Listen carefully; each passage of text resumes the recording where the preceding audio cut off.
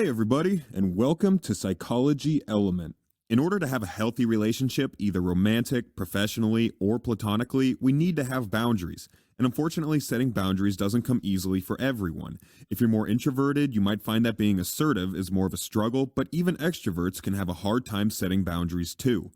Every person on the planet has a unique set of personal boundaries, which is why it's important to set them. Culture, religion, values, morals, life experiences, or family dynamics can all determine your personal boundaries.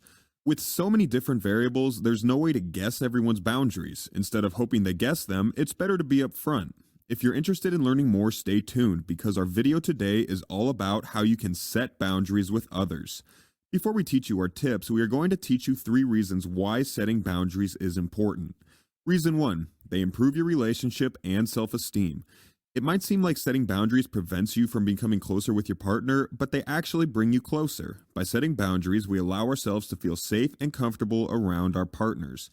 Boundaries also help you avoid resenting your partner in the future. When our boundaries are violated, you may find that you take the blame for things you didn't do, sacrificing your needs or comfort for their desires, or get disrespected by your partner. They also help you stay safe. By knowing what you're comfortable with, you can avoid not getting into dangerous situations. Your self-esteem is also boosted when you enforce your boundaries, especially when they're respected. When your boundaries are respected, you'll begin to feel like you're a human who is worthy and deserving of respect. When you do something that doesn't align with your values, you can end up feeling ashamed afterward, lowering your self-esteem. And that's just one of the reasons why your boundaries are so important. Reason 2, they allow us to be vulnerable with the right people. What does vulnerability mean to you? Some people confuse vulnerability with oversharing. When you overshare with the wrong person, it can lead to someone manipulating you or holding you emotionally hostage. But don't worry, that doesn't mean you have to keep all of your thoughts and feelings to yourself. Setting boundaries, then choosing yourself when to break them once you feel comfortable and safe to do so, is when you're truly showing vulnerability. Real vulnerability with someone you trust and who respects you is what creates real intimacy and helps you grow as a person. Reason 3, boundaries save time and mental energy. Once people know that you have weak boundaries, they might begin to take advantage of you. It's hard to distinguish if you're being cold by ignoring a friend who is going through a breakup's phone call when you're feeling down yourself, or whether you're setting boundaries. But it's important to remember that it is not your job to be a friend's or even a significant other's on-call therapist. While it's fine to support your friends as much as you want, you're not obligated. Once you begin to interact with people when you want to, you'll find that you have much more time and energy for yourself.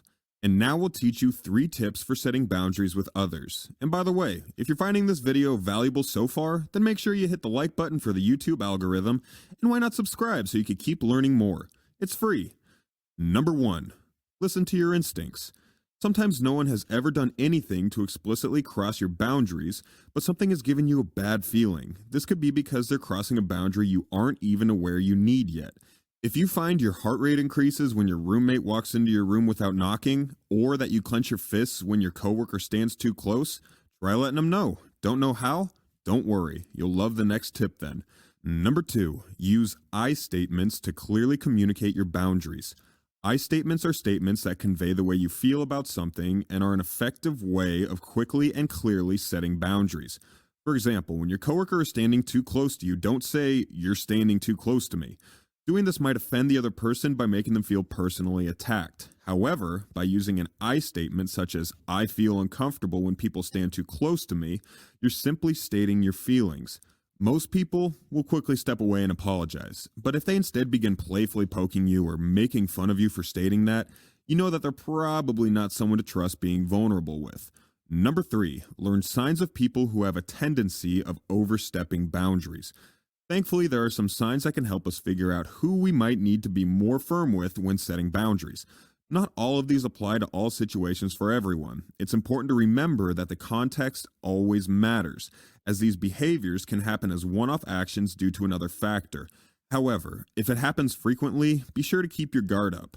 One sign is posting long, emotional rants on social media about what is happening in their lives, even if it involves other people they know.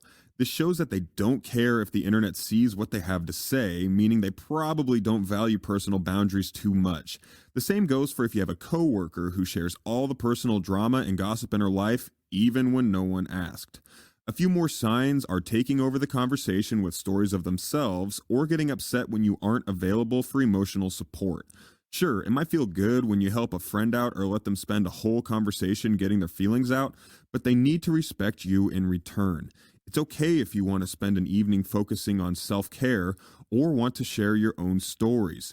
Never forget that you're entitled to assert your boundaries. Now, did these tips teach you how to set boundaries? Which one was your favorite? Be sure to let us know in the comments below. And if you like these great psychology tips, don't forget to subscribe and turn on notifications so you don't miss any psychology videos. And make sure to check out our social skills playlist for more. And thanks for watching.